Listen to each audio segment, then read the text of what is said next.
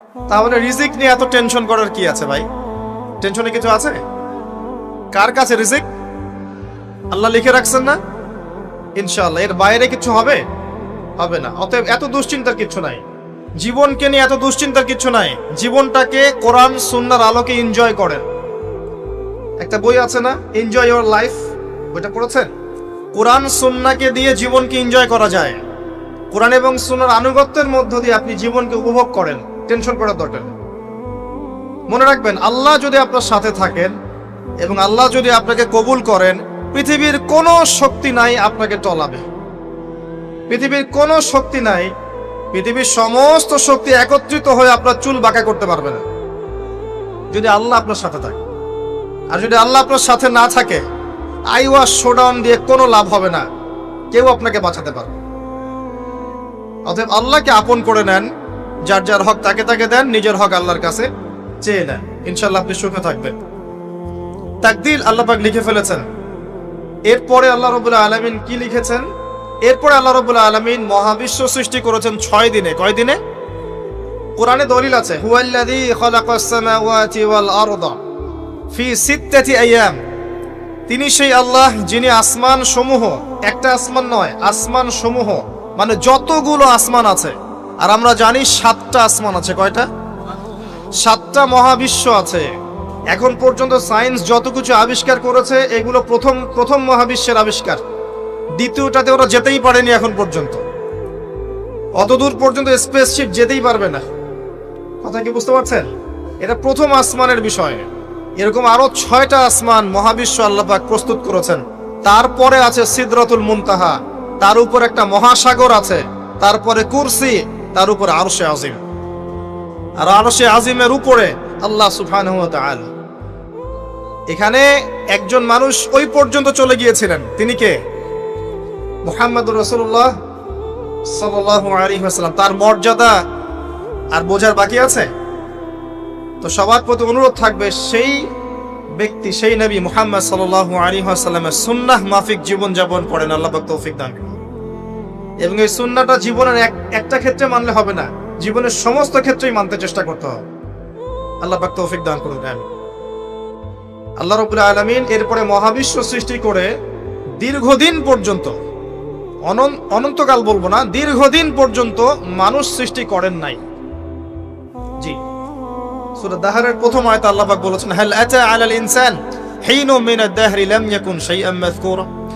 মানুষের উপরে এমন একটা সময় চলে গেছে যে মানুষ কোনো আলোচ্য বিষয় ছিল না।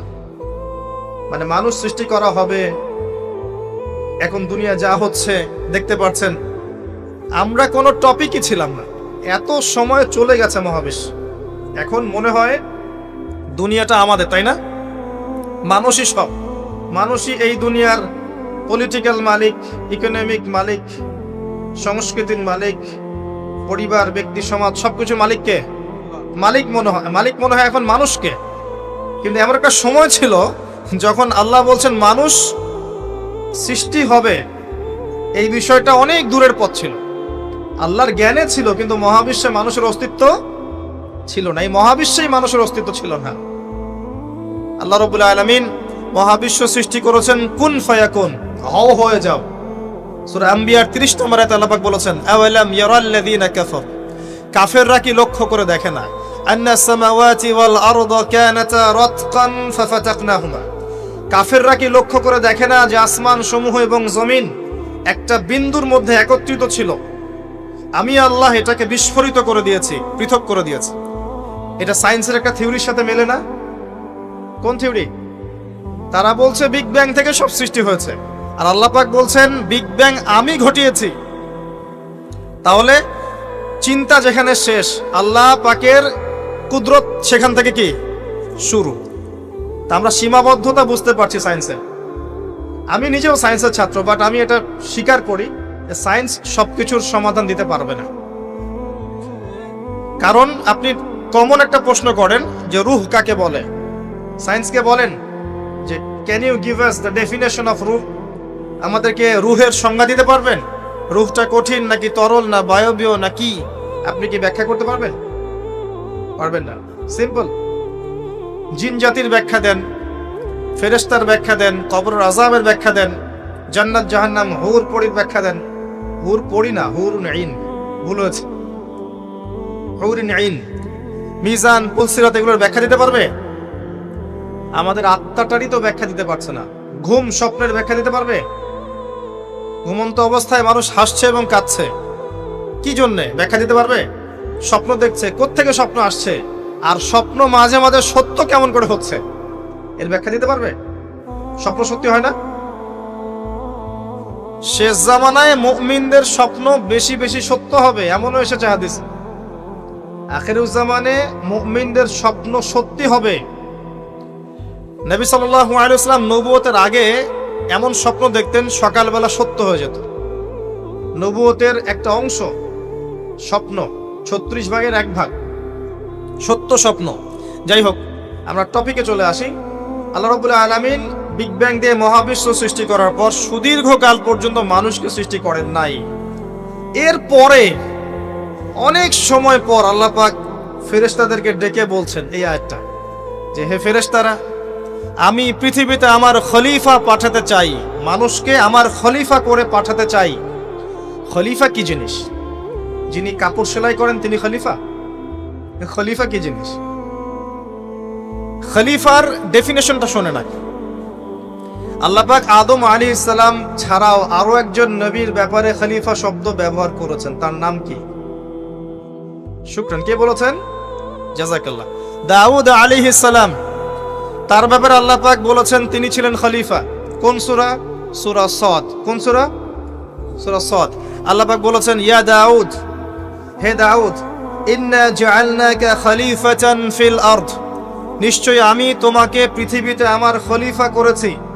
সুলাইমান আলাইহিস সালামের সময় এত উন্নত সভ্যতা ছিল যেটা আর কখনো আসবে না, এবং তাকে এত ক্ষমতা দেওয়া হয়েছিল আল্লাহর পক্ষ থেকে, যার কথা নবী সাল্লাল্লাহু আলাইহি ওয়াসাল্লাম স্মরণ করে বলেছিলেন যে একটা জিন আমাকে সালাতের মধ্যে ডিস্টার্ব দিচ্ছিল, আমি ভাবলাম জিনটাকে ধরে বেঁধে রাখবো। এটা আমাদের নবীজি বলছেন, একটা জিন আমাকে নামাজে ডিস্টার্ব করছিল, আমি ভাবলাম জিনটাকে ধরে খুঁটির সাথে বেঁধে রাখি। তখন আমার সুলাইমানের কথা মনে পড়লো, আমার ভাই সুলাইমানের কথা মনে পড়লো, যে সুলাইমান আলাইহিস সালামকে আল্লাহ পাক এই ক্ষমতা দিয়েছিলেন। আর সুলাইমান আলাইহিস সালাম আল্লাহর কাছে দোয়া করেছিলেন, আল্লাহ আমাকে যে ক্ষমতা দিয়েছো এরপরে আর কাউকে দিও না, এটা দোয়া করেছিলেন। আমার সুলাইমানের কথা মনে পড়লো, আমি জিনটাকে ছেড়ে দিলাম, বাদলাম না। আমাদের নবী মুহাম্মদ সাল্লাল্লাহু আলাইহি ওয়াসাল্লাম মানুষের সম্মান বুঝতেন। আমাদের নবী মুহাম্মদ সাল্লাল্লাহু আলাইহি ওয়াসাল্লাম অন্যের সম্মান বুঝতেন। আর আমরা তার উম্মাহ, অন্যের সম্মান নষ্ট করতে পারলে আমাদের ভাত হজম হয়। অন্যের সম্মান নষ্ট না করা পর্যন্ত ভাত হজম হবে না। আর মুহাম্মদ সাল্লাল্লাহু আলাইহি ওয়াসাল্লাম অন্যের সম্মান বুঝতেন। আসেন, সুলাইমান আলাইহিস সালাম এবং দাউদ আলাইহিস সালাম এই জেরুজালেম থেকে বিশ্ব শাসন করেছিলেন। আর জেরুজালেম চিনেন তো আপনারা? কোন দিকে? চায়নার দিকে, রাশিয়ার দিকে, নাকি আমেরিকার দিকে? আচ্ছা, ওইদিকে আমরা পরে আসবো ইনশাল্লাহ। সভ্যতার সংকটের শেষের দিকে আমরা ওইদিকে আসবো ইনশাল্লাহ। এবার আসেন, দাউদ আলাইহিস সালামকে আল্লাহ পাক বলছেন, তোমাকে খলিফা করেছে পৃথিবীতে, তোমার কাজ কি? ফাহকুম বাইনান নাসি বিল হক, হে দাউদ, তোমার কাজ হচ্ছে মানুষের মাঝে ন্যায় বিচার করা। মানুষের মাঝে ন্যায় বিচার করা, হকের মানদণ্ডে বিচার করা। হকটা কি? এর উত্তরও কোরআন আপনাকে দিবে। কোরআনের চেয়ে কি আমি ভালো উত্তর দিতে পারবো? কোনটা হক, কোনটা বাতিল, কোনটা ন্যায়, কোনটা অন্যায়, আমি কি বেশি বুঝি না আল্লাহ বেশি বোঝেন? কোথায় স্পষ্ট করা আছে, আমার মস্তিষ্কে না কোরআনে? কোরআনে সূরা কাহাফ খোলেন, আল্লাহ পাক বলেছেন, ওয়াকুলিল হাক্কু মির রাব্বিকুম, হে নবী আপনি বলে দিন সত্য সেটাই যা তোমার রবের পক্ষ থেকে নাজিল হয়। আর কিছু বলার দরকার আছে? ফামান শাআ ফালইউমিন, যার ইচ্ছা হয় সে স্বীকার করুক, ঈমান নিয়ে আসুক। ওয়ামান শাআ ফালইয়াকফুর, যার ইচ্ছা হয় অস্বীকার করুক। ইন্না আ'তাদনা লিয-যালিমিনা নারান, অস্বীকারকারী জালেমদের জন্য আমি জাহান্নামের আগুন প্রস্তুত করে রেখেছি। বাস, আর কিছু বলার প্রয়োজন আছে? সূরা বাকারা আল্লাহ বলেছেন, আল হাক্কু মির রাব্বিক ফালা তাকুনান্না মিনাল মুমতারিন, হক তোমার রবের পক্ষ থেকে আসে, তুমি সন্দেহবাদীদের অন্তর্ভুক্ত হয়েও না। আসলে এটা হক কিনা, এই যুগে চলে কিনা, এই সন্দেহের অন্তর্ভুক্ত হয়েও না। ইসলাম চির নতুন, চির প্রাচীন, চির আধুনিক, প্রত্যেকটা যুগের জন্য, শুধুমাত্র একটা যুগের জন্য নয়, এবং শুধু মুসলিমদের জন্য নয়, সবার জন্যই। কোরআন এবং সুন্নাহ শুধু আমাদের সম্পত্তি নয়, পুরো মানব জাতির সম্পত্তি। এখানে সবার হেদায়েত আছে, হোক সে হিন্দু হিন্দু ভাই বা খ্রিস্টান ভাই বা বুদ্ধিস্ট বা জিউস, যেই হোক না কেন, সবার হেদায়েত এখানে আছে। আসেন, আল্লাহ পাক কোরআনকে হক বলছেন। এটাও বলে রাখি, যখন তাওরাত নাজিল হয়েছিল তখন তাওরাত হক ছিল, তখন ওটাই ছিল হক। যখন জাবুর নাজিল হয়েছে, জাবুরই হক ছিল। যখন ইনজিল নাজিল হয়েছে, ইনজিলই হক ছিল। যখন থেকে কোরআন নাজিল হয়েছে, এখান থেকে নিয়ে কিয়ামত পর্যন্ত হকের কি অন্য কোনো মানদণ্ড আছে? এটা মানতে কোনো আপত্তি আছে? হ্যাঁ, এখন কোনো কিছু যদি কোরআন সুন্নাহর সাথে মিলে যায়, মানতে আমাদের কোনো আপত্তি নাই। কেউ একটা মতবাদ দিয়েছে, একটা দর্শন দিয়েছে, একটা সায়েন্টিফিক থট দিয়েছে, যেটা কোরআনের সাথে মিলে গেছে, হাদিসের সাথে মিলে গেছে, মানতে আমাদের কোনো আপত্তি নাই। আমরা চোখ বন্ধ করে মানবো, ইনশাআল্লাহ, কোনো সমস্যা নেই। কিন্তু যে কোনো ব্যক্তি বা যে কোনো সংগঠন, যে কোনো সমাজ, যে কোনো সভ্যতা, কেউ যদি এমন কোনো কথা বলে, এমন কোনো দর্শন দেয়, এমন কোনো মতবাদ দেয় যেটা কোরআনের সাথে মিলছে না, সাংঘর্ষিক, হাদিসের সাথে মিলছে না, সাংঘর্ষিক, আপনি কি মানতে বাধ্য? এটা না মানাটাই আপনার ঈমানের পরিচয়। তো আল্লাহ পাক দাউদ আলাইহিস সালামকে বলছেন, তুমি এই হকের মানদণ্ডে বিচার ফয়সালা করো। ওয়ালা তাত্তাবিউল হাওয়া, নিজের প্রবৃত্তির অনুসরণ করো না। প্রবৃত্তি মানে নিজের মন গড়া বিষয়ের অনুসরণ করো না। ইউদিল্লুকা আন সাবিলিল্লাহ, তাহলে এটা তোমাকে আল্লাহর রাস্তা থেকে সরিয়ে দিবে। নিশ্চয়ই যারা প্রবৃত্তির অনুসরণ করেছে তারা আল্লাহর পথ থেকে সরে গেছে। এই কারণে বিমা নাসু ইয়াউমাল হিসাব, তারা হিসাবের দিনটা ভুলে গেছে। আমি কি বুঝাতে পারছি ভাই? তাহলে আল্লাহ পাক খলিফার ফাংশন দিলেন। খলিফার কাজ কি তাহলে? খলিফার কাজ হচ্ছে আল্লাহর পক্ষ থেকে আসা সত্যের মানদণ্ডে মানুষের মাঝখানে ফয়সালা করা। আমার কথা ক্লিয়ার? পরিবেশ পরিস্থিতি যদি অনুকূলে না থাকে, সে করবে না, তার ক্ষমতা নাই। লা ইউকাল্লিফুল্লাহু নাফসান ইল্লা ওয়াসআহা। কিন্তু আকীদা রাখতে কি কোনো সমস্যা আছে যে এটাই চূড়ান্ত সত্য? আমি তো আগেই বলেছি, এই যুগে সারেন্ডার করতে হবে। আপনি 100% ইসলাম ফলো করতে পারবেন না। তো 100% ইসলাম ফলো করা এই যুগে আমার মতে পসিবল না, ইল্লা মাশাআল্লাহ। তো আল্লাহ পাক যদি কিছু মানুষকে বাছাই করে তৌফিক দেন, সেটা আল্লাহ পাকের নিজস্ব ব্যাপার, ইখতিয়ার, স্বাধীনতা। আসেন, আল্লাহ রাব্বুল আলামিন এখানে খলিফার ফাংশন বললেন, এবং আদম আলাইহিস সালামকে এই খলিফা করে পৃথিবীতে পাঠালেন। সভ্যতার শুরু হলো। সভ্যতার শুরু রোমকদের দ্বারা হয় নাই, সভ্যতার শুরু পশ্চিমাদের দ্বারা হয়নি, সভ্যতার শুরু হয়েছে নবীদের দ্বারা। সর্বপ্রথম সভ্যতার ধারক বাহক হচ্ছেন আদম আলাইহিস সালাম, যাকে আল্লাহ পাক খলিফা করে পৃথিবীতে পাঠিয়েছেন। যে বা যারা পৃথিবীতে আল্লাহর বিধান অনুযায়ী চলছে, তারা আল্লাহর খলিফা। কথা বুঝতে পারছেন? আর যারা পৃথিবীতে আল্লাহর বিধান অনুযায়ী চলছে না, তারা আল্লাহর খলিফা নয়, তারা শয়তানের খলিফা। এবার আসেন, আদম আলাইহিস সালামকে সৃষ্টি করার পরেই কি পৃথিবীতে পাঠানো হয়েছে? না, আগে কি করা হয়েছে? আগে জ্ঞান শিক্ষা দেয়া হয়েছে। শুরু থেকেই জ্ঞান আছে, আর এই জ্ঞান সৃষ্টিগতভাবে আমাদের মধ্যে ছিল না, আল্লাহ পাক শিখিয়েছেন। তাহলে সভ্যতা এগিয়ে যাবে কিভাবে? জ্ঞান চর্চার মধ্য দিয়ে। বুঝতে পারছেন? আগে জ্ঞান। এখনো যদি আপনি একটা সুন্দর সভ্যতা চান, জ্ঞান চর্চা, এছাড়া কোনো অপশন নাই। জ্ঞান এর চর্চা, প্রচার, সভ্যতা, সমাজ সুন্দর হবে ইনশাআল্লাহ। এরপর কি হলো? সভ্যতা এগিয়ে গেল কিভাবে? তার বুকের হাড় থেকে হাওয়া আলাইহিস সালাম, এই যে সভ্যতার একটা অংশ, মহিলাদেরকে ছাড়া কি আপনি সমাজ চিন্তা করতে পারবেন? তারা আমাদের মধ্য থেকেই সৃষ্টি, এবং বাঁকা হাড় থেকে। জোরে চাপ দিতে যায়েন না, ভেঙে যাবে। জোরে চাপ দিতে যায়েন না, ভেঙে যাবে। বাস্তব অভিজ্ঞতা থেকেই বলছি। আর ছেড়ে দিলে আবার ওইভাবেই থেকে যাবে। এজন্য উত্তম নসিহতের মধ্য দিয়ে একটু মানায় টানায় চলতে হবে আর কি দুনিয়ার জীবন। সবকিছু 100% মনের মতো হবে না, একটু মানায় নিয়ে চলতে হবে। কারণ আমি নিজেও সাহাবী নই, দেখবেন আমার স্ত্রীও মহিলা সাহাবী নন, আপনিও সাহাবী নন, আপনার স্ত্রীও মহিলা সাহাবী নন। তাই ওই হিসাব কিতাব করে লাভ নাই। আমরা সবাই অপরাধী, সবার মাঝে ল্যাকিংস আছে। এই জন্য সবার উচিত সবার ভুলগুলোকে ক্ষমা করে দুনিয়ার জীবনটা হৃদ্যতা ভালোবাসার সাথে কাটানো, তাহলে পরিবার ঠিক থাকবে ইনশাআল্লাহ। এরপরে কি পরীক্ষা? কিসের পরীক্ষা? এই গাছের কাছে যেও না। কোন গাছ? এই প্রশ্নের দরকার নাই তো আমার, কোন গাছ? যে গাছই হোক, এই গাছের কাছে যেও না। তার আগে আল্লাহ পাক বলে দিলেন আদম আসো। ফেরেশতাদেরকে ডাকলেন, আদম তুমি এই নামগুলো বলে দাও। তিনি সব নাম বলে দিলেন। ফেরেশতাদেরকে আগে জিজ্ঞাসা করেছিলেন তোমরা বলে দাও, তারা বলেছে লা ইলমা লানা ইল্লা মা আল্লামতানা। এখানে জ্ঞানের মধ্য দিয়ে আল্লাহ পাক আদম আলাইহিস সালামকে সম্মানিত করলেন। জ্ঞান, সম্মান, নবী, সভ্যতার সূচক। আমার কথা কি বুঝতে পারছেন? এরপরে ইবলিস, সবাই সেজদা করলো। আদম জ্ঞানে জয়ী হয়েছে, তোমরা সবাই তাকে সেজদা করো। আল্লাহ পাক আদম আলাইহিস সালামকে বড় করলেন, কারণ তিনি তাকে ভালোবাসেন। আল্লাহ পাক আমাদেরকে ভালোবাসেন, বাসেন না? আল্লাহ পাক আমাদেরকে প্রচন্ড ভালোবাসেন। আর আপনি যাকে ভালোবাসবেন তাকে বড় করতে চাইবেন না?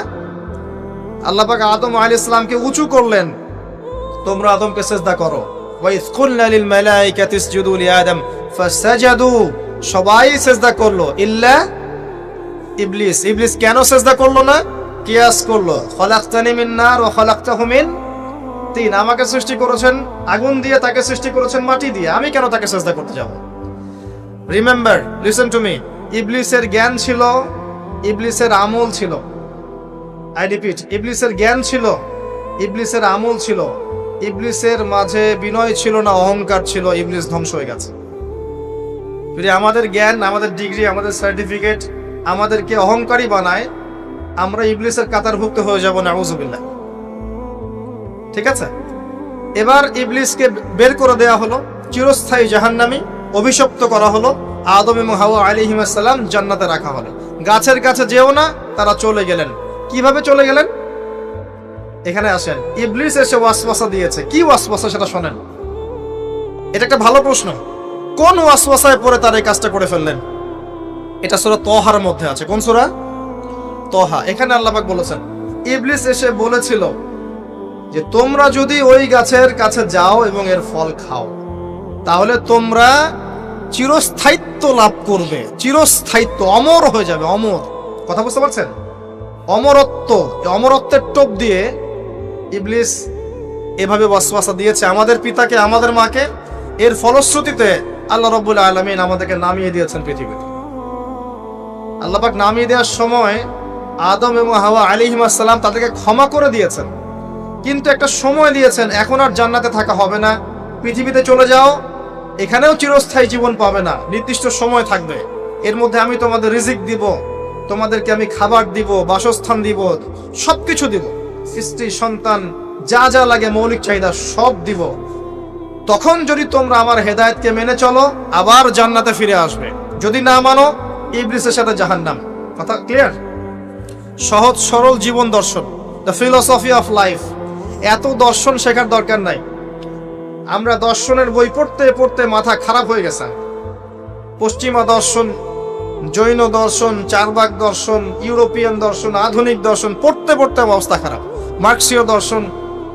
সুবহানাল্লাহ, একটা সহজ সরল জীবন দর্শন আল্লাহ দিয়েছেন। সূরা বাকারার আয়াত নাম্বার 38 এবং 39, দুইটা আয়াত। কি দর্শন? আল্লাহ বলছেন, কুল নাহবিতু মিনহা জামিআ। আমি আল্লাহ বললাম তোমরা সবাই নেমে যাও। কারা কারা সবাই? আদম, হাওয়া, ইবলিস। তোমরা নেমে যাও পৃথিবীতে।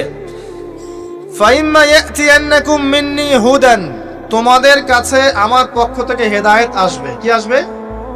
এই যে তাওরাত, জাবুর, ইনজিল, কোরআন, আল্লাহর বাণী, ওহী, এগুলো আসবে, রাসূল আসবেন।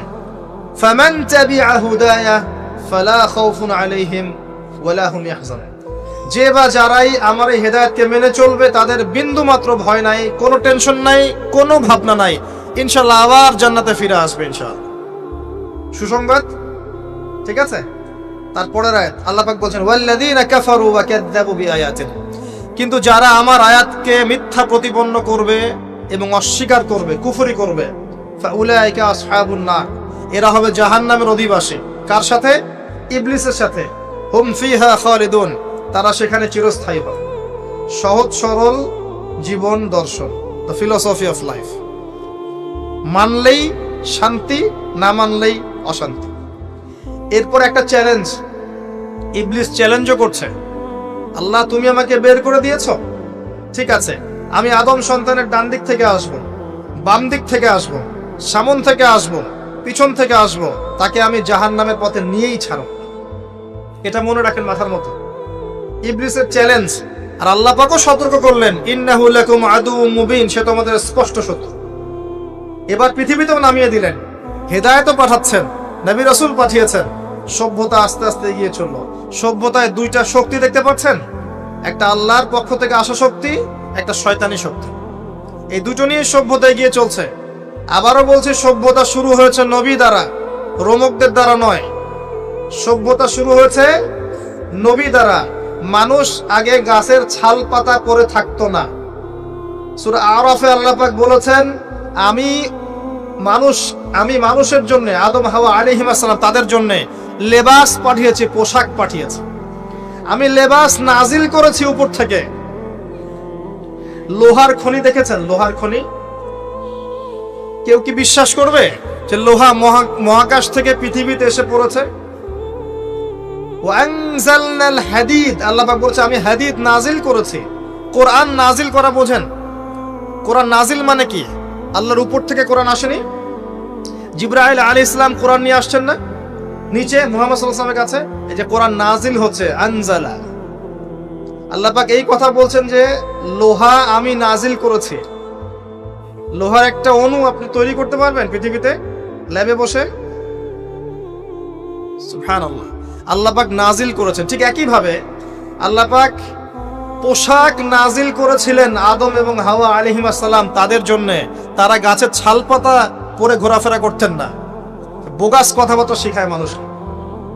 এবং কৃষিকাজ, আপনার প্রযুক্তি, আপনার পরিবার গঠন, সন্তান প্রতিপালন, একজন মানুষের জীবন যাপনের জন্য যত কিছু প্রয়োজন, সব জ্ঞান আল্লাহ পাক আদম আলাইহিস সালামকে শিক্ষা দিয়েছিলেন।